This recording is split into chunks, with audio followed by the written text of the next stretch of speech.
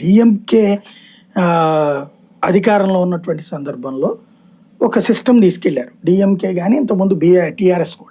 TRS మొదట్లో ఈమెకి రాజ్యసభ ఇచ్చారు కదా కవితకి, జాతీయ రాజకీయాలకు అప్పచెప్పేసి అక్కడికి పంపించేసేద్దాం అనుకున్నారు పార్లమెంట్.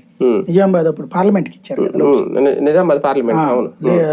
ఆవిడ అక్కడ ఆశించారు. అంటే బేసిక్ గా ఏంటంటే ప్రాంతీయ పార్టీలలో ఒక వ్యక్తిని చూస్తారు, లీడర్ని.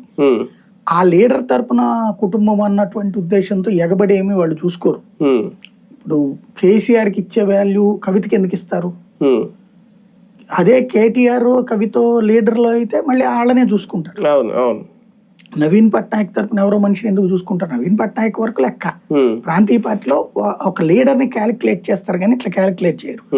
మీకు తమిళనాడు ఏమైంది? డిఎంకే తరపున స్టాలిన్ ఇక్కడ రాజకీయం చూసుకుంటాడు.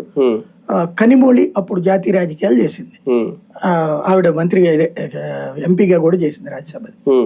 కానీ ఆమెను కూడా జైల్లో పెట్టారు కదా, తర్వాత ఏం లీడ్ తీసుకోలేదు కదా. కాబట్టి కానీ వీళ్ళు అది కోరుకుంటారు.